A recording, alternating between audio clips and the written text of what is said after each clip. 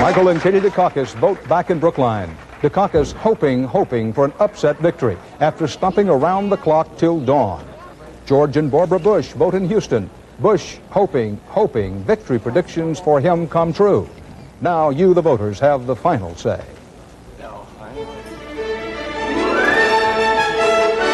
This is the CBS Evening News. Dan Rather reporting tonight from our election headquarters in New York.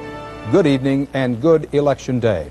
It's election night now, 1988. Americans are voting for the next president of the United States. Also on the line, a third of the U.S. Senate, the full 435-member House of Representatives, 12 governors, and more. The Bush-Quayle national ticket was heavily favored in the pre-election polls. The Dukakis-Benson ticket talked up a come-from-behind November surprise. A majority of the polls closed some 30 minutes ago in 2 states, including Dan Quayle's home state. So let's take a look. Our CBS News estimate is that George Bush, when all the votes are in and counted, will have won both Indiana and Kentucky, giving him 21 of the 270 Electoral College votes he needs to win. Now, in Indiana, our CBS News estimate is that in the Hoosier State, Bush's winning margin will be along the lines, this is with 3% of the precincts actually in and reporting in Indiana, Bush leading Dukakis about 60 to 40%. In Kentucky, the Bluegrass State, which sometimes goes for a Democratic candidate in presidential elections, doesn't this time. Our CBS News estimate is that Bush wins it with 24% of the precincts in and reporting in Kentucky. George Bush leads Dukakis by the margins you see there.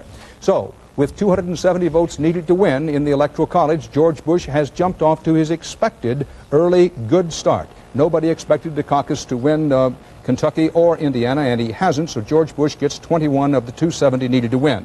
With the votes in and counted from all over the country, Bush's margin is about what you'd expect, running about 53 to 47% over Dukakis, but there's so few votes counted that it doesn't mean much just now. We'll talk about the Senate races and the gubernatorial races, as well as the House races, a little bit later on. Let me emphasize that the polls are still open and voting continues in many parts of the country at this hour. So, if you haven't voted, just do it. Please go out and vote, then come back and watch your vote count. Our CBS News chief political correspondent Bruce Morton joins us now, as he will be throughout the night, to kick off our coverage of the voting for president. Bruce? Dan, the fat lady's saying all over America today, it's over. Michael Dukakis walked through the very last crowd, heard the Neil Diamond theme song for the very last time. Wearing a suede jacket borrowed from an aide, the one-time marathoner talked about his run. The most precious thing of all has been your love and your friendship and all you've meant to us and what you've given us, because you've given us so much. Dukakis went off to vote. There isn't much for candidates to do on election days, actually, except vote. George Bush voted and then was brave enough to ignore shouted questions from American reporters, but answer a couple from a French journalist. Question in French, do you speak French?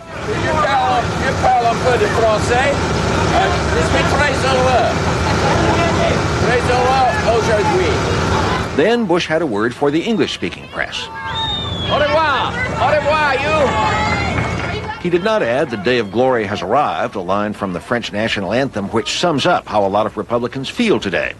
Great. Bush Quayle all the way. Exciting. Bush's running mate Dan Quayle, meanwhile, not only voted, he did something which may be braver than speaking French. He went to the dentist to have his teeth cleaned. Kind of an election day good luck ritual, he explained, adding, It was either to go to the dentist or hold a news conference. And you'd rather go to the dentist? I chose the dentist. Lloyd Benson, back home in Texas, reflected on it all. It's been an absolutely incredible experience for the two of us. It's been an experience we will never forget. They would probably all agree with that. They had run for months, some of them for years. Even today, they were working, looking for one last vote. Hello, John? This is George Bush calling. Hello, is Brenda Hurst again? Oh, yes, it is. But finally, there isn't any more to do. The candidates must simply sit and wait it out. Both sides are setting up for what they call victory celebrations tonight. Only one side's will be real.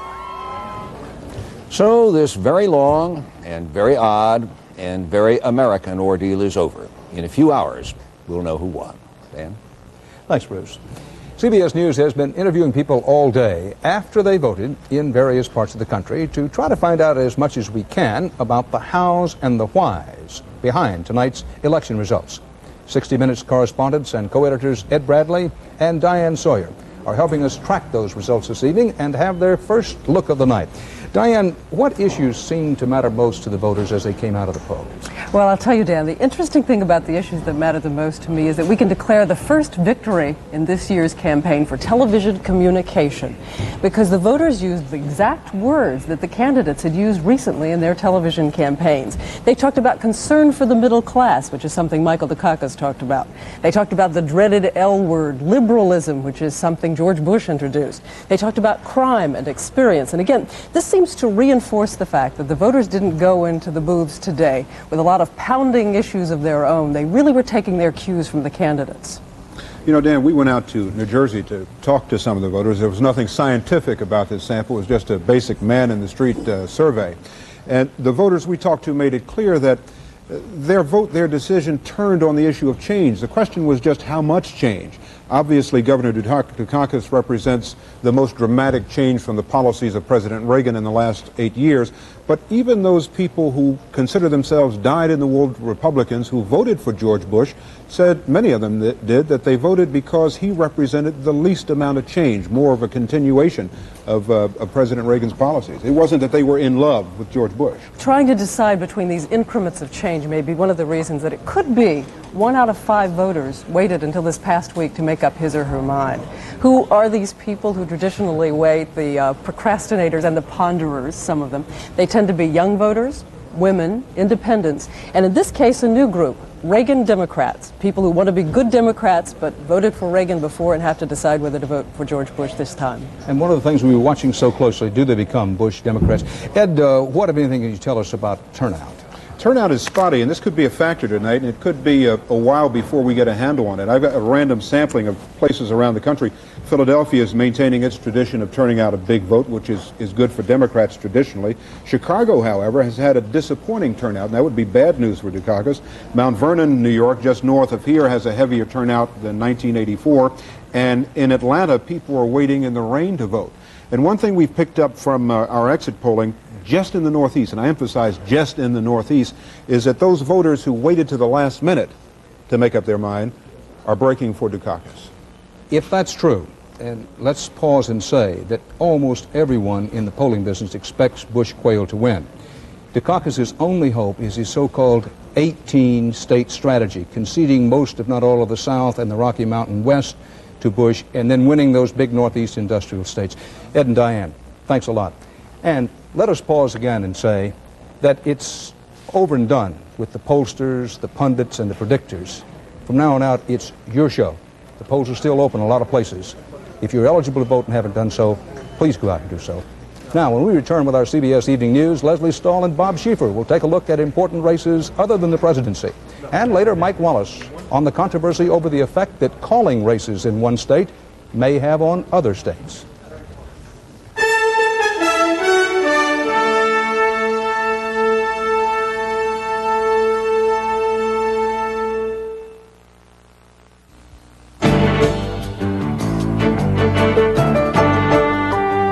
The American desire to succeed runs in the family, brought here by your great-great-grandparents and handed down to you. In that same spirit of success, Citicorp and Citibank help more Americans own homes, attend college, and get what they want with MasterCard and Visa cards than any other company. We also serve millions of customers around the world. Citicorp, because Americans want to succeed, not just survive.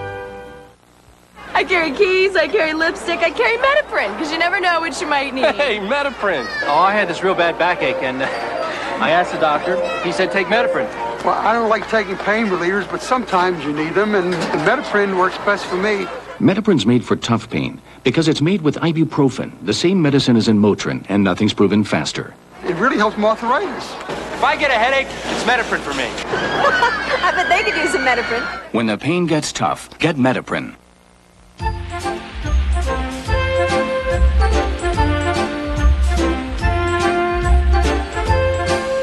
hot Nestle Quick with real milk, 'cause a little warmth goes a long way. The finer things, happily some are affordable, like Grey Poupon Dijon mustard. So fine, it's even made with white wine. Pardon me, would you have any Grey Poupon? But of course. Grey Poupon, one of life's finer pleasures. George Bush, by our CBS News estimates, has carried Kentucky and Indiana as expected and jumped off to an early lead in the Electoral College vote. With 270 needed to win, Bush has 21. No surprise here at all thus far. Dukakis is yet to get on the board. Now, with the votes in and counted, only 1% of the precincts reporting, it looks like this, but it's so early that this may or may not have any significance. CBS News correspondent Leslie Stahl will be here throughout our coverage this evening to talk about the dozen races for governor and for the full House of Representatives. She's here now with a look at the results from Indiana and how they may tell us something about the shape of things to come later on in the night. Leslie? Dan, the voters of Indiana may want George Bush in the White House, but they may want a Democrat in their own state house. And we'll be watching tonight to see if that develops into a national trend. It could. Indiana has had Republican governors for 20 straight years. According to our CBS News estimate, Democrat Evan Bayh, the Secretary of State, is in a close race with the Republican Lieutenant Governor John Mutz. So lackluster, his own supporters call him beige.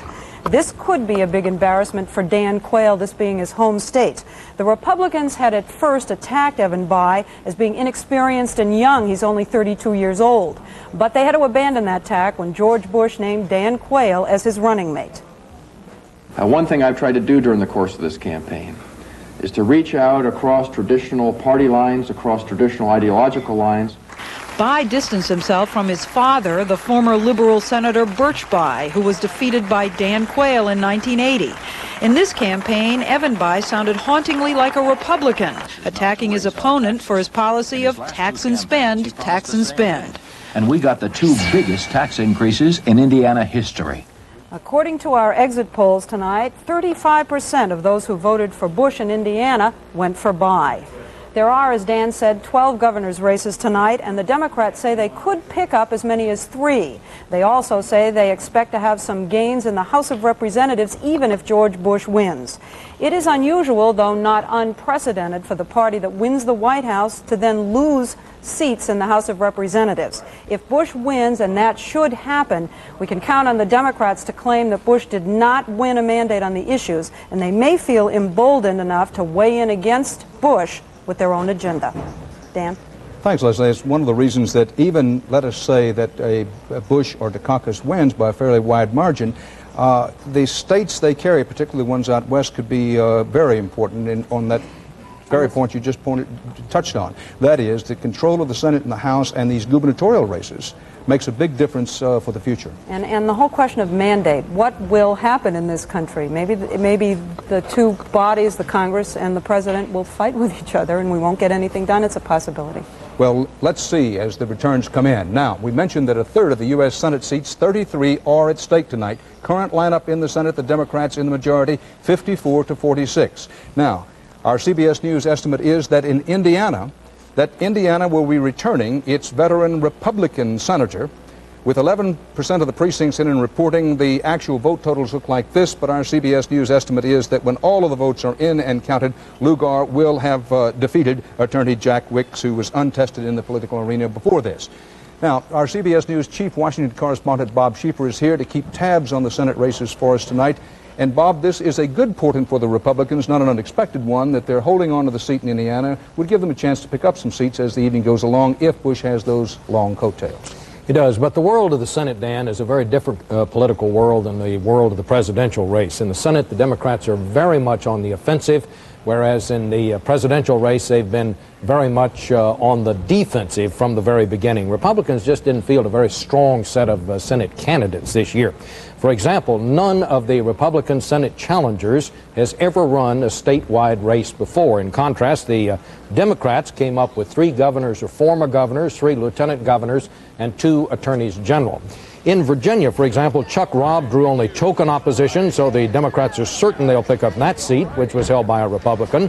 They could pick up another in Nebraska, where former Governor Bob Kerrey is opposing the incumbent David Carnes, who's a little-known Republican who was appointed to fill out the term of the late Edward Zorinsky. And Republicans are also worried about the chances of their incumbent Chick Hecht in Nevada. He faces a strong challenge from the governor out there, Richard Byrne. United States Senate. Lowell Weicker, the Republican maverick in Connecticut, also got a stiff challenge from the Democratic Attorney General in his state, Joe Lieberman. The Republicans' best chance, probably, to pick up a seat now held by a Democrat is down in Mississippi, where a very conservative Trent Lott is running against the Democrat Wayne Doughty for the seat once held by John Stennis. Bottom line, I suppose, Dan, is we may see some turnovers in the Senate tonight, but I think the conventional wisdom is that when this night is over, the Democrats will still be in control of the Senate. One of the things we'll be watching. Thanks, Bob. And I'll be back in a moment with more news, so stick here with us.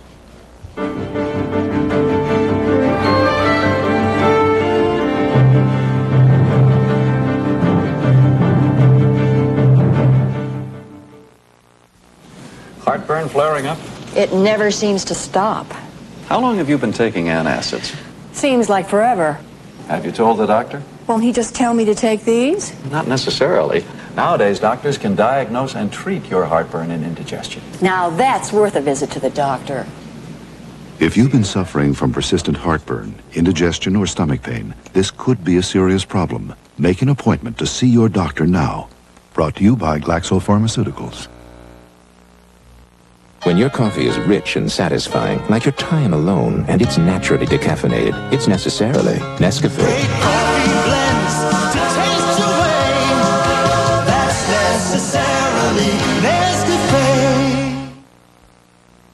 Reach for a better tasting Raisin Bran. Reach for the stripes, come on, reach for the stripes and get the best taste Raisin Nut Bran. Today, people are reaching past Kellogg's and Post for the best tasting Raisin Bran. Raisin Nut Bran has juicy raisins rolled in crushed almonds and big, crispier flakes. Reach for the stripes, come on, reach for the stripes and get the best taste Raisin Nut Bran. Reach for America's best tasting Raisin Bran. The next time you have a glass of orange juice, tomato, or grapefruit, think about this. You get more of 7 important vitamins and minerals in a glass of great-tasting Sunsweet prune juice. Sunsweet. Here's to your health. Hundreds of rock-throwing Arab youths fought with Israeli police today, but this time the battleground was not in the Israeli-occupied Arab territories. It was in Israel itself. Correspondent Bob Simon reports. It was some of the worst rioting inside Israel since the uprising began in the occupied territories 11 months ago. Israeli Arabs, citizens of the state, voters in last week's elections, took on security forces in a town called Taibeh, 15 minutes from the suburbs of Tel Aviv. Battalions of police, battalions of townsfolk faced each other all day across the rubble and riot-strewn streets, masked men on both sides, the long arm against the iron fist, all shrouded in gas, a page from the Intifada. The trouble began yesterday when Israeli authorities destroyed 15 buildings in Taibeh. The government said they'd been constructed on farmland with no permission. The Arabs said they never get permission to build what they need for their expanding population. A local issue, a national chant, pro-PLO, Palestinian. An elderly man was kicked around by police when he tried to shelter a young stone thrower from arrest. There were several arrests, some rough stuff, tons of tear gas, but no live fire from the soldiers, no Molotov cocktails from the kids. This is, after all, Israel. On the West Bank and Gaza, where the game is tougher, at least 8 Palestinians were shot and wounded during riots today.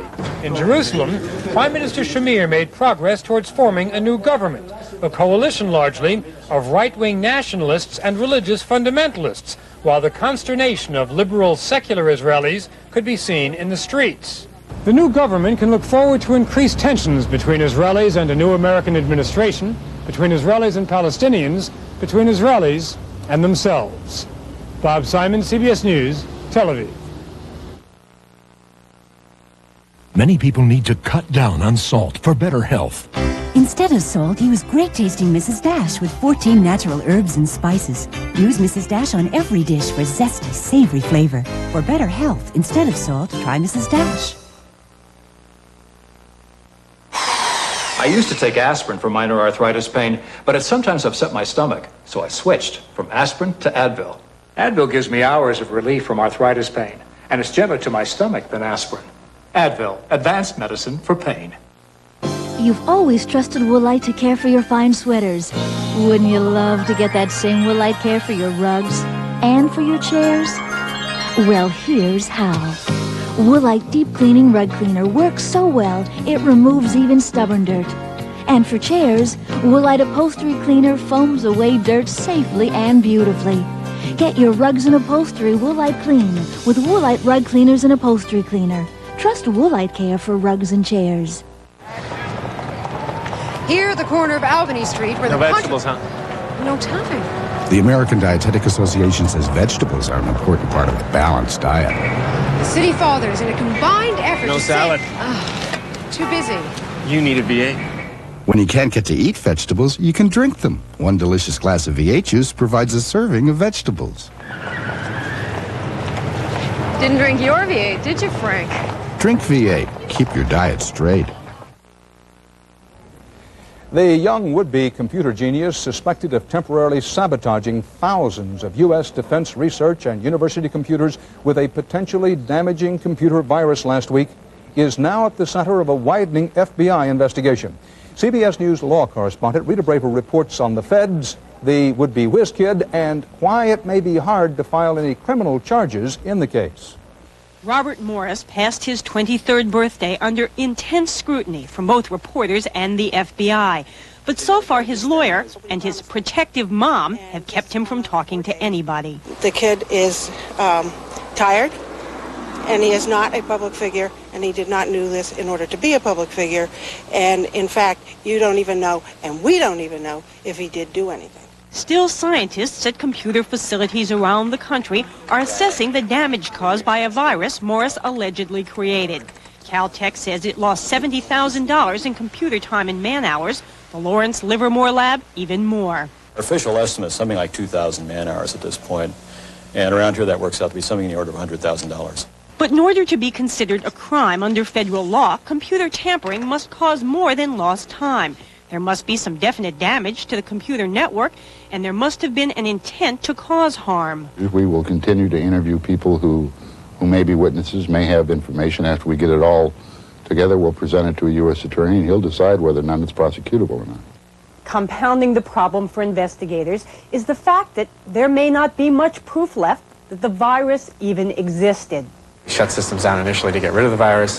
The virus was clever enough that by shutting the system down, it deleted its own evidence. Meanwhile, as Mrs. Morris raised the American flag over her home today, she told reporters that the family has been deluged with support and sympathy from both friends and strangers. Rita Braver, CBS News, Washington.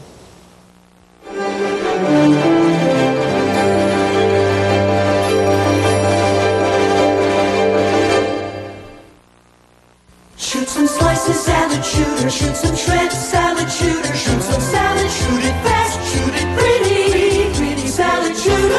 Presto Salad Shooter, slicer, shredder. Easier than a food processor.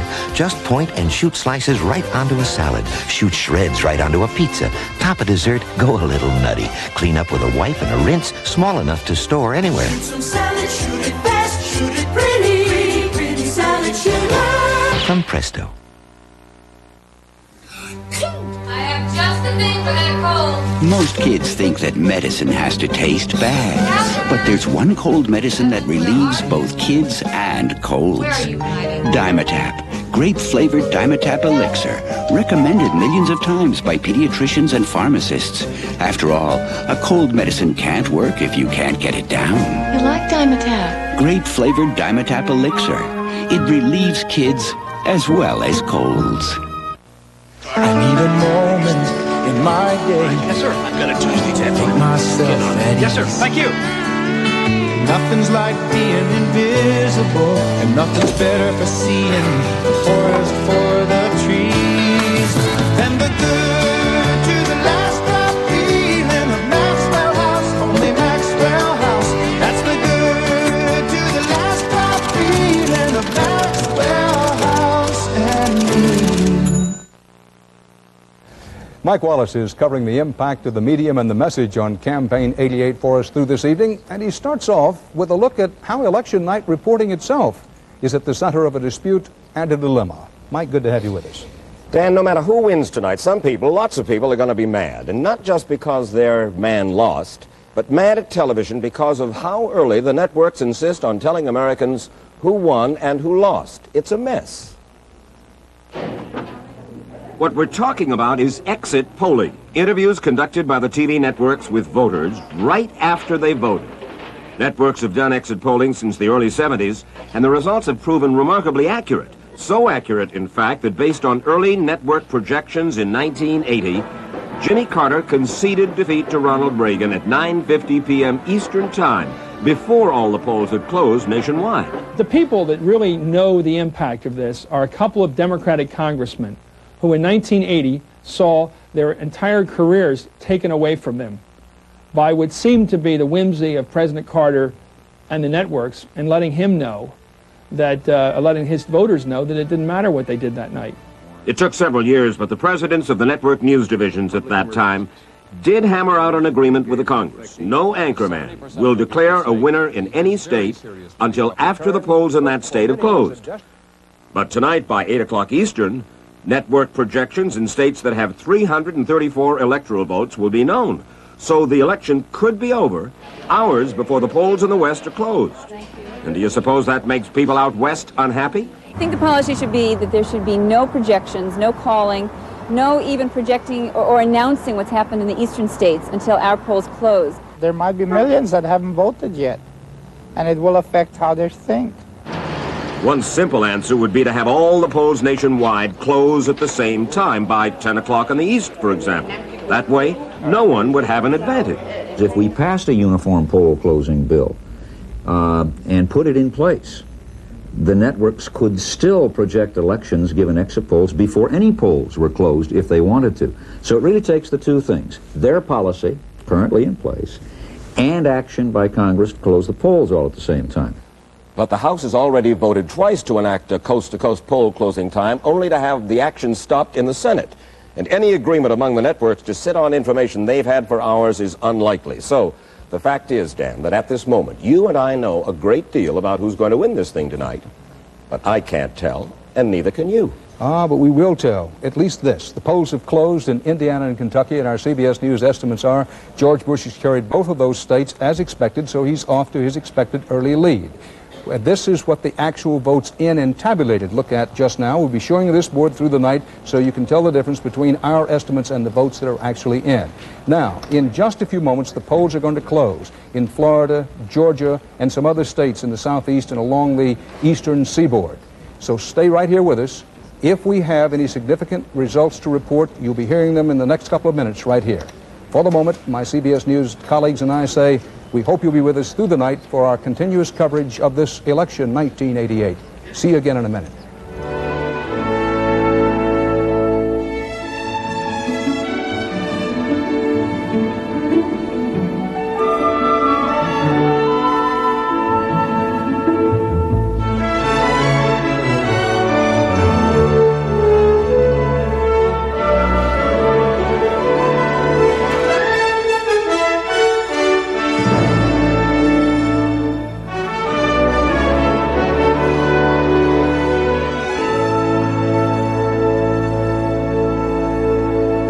Smith. And I'm Kathleen Sullivan. Tomorrow, the winners, the losers, and who influenced the vote. From the White House to your local House district, tomorrow on CBS This Morning. This is CBS.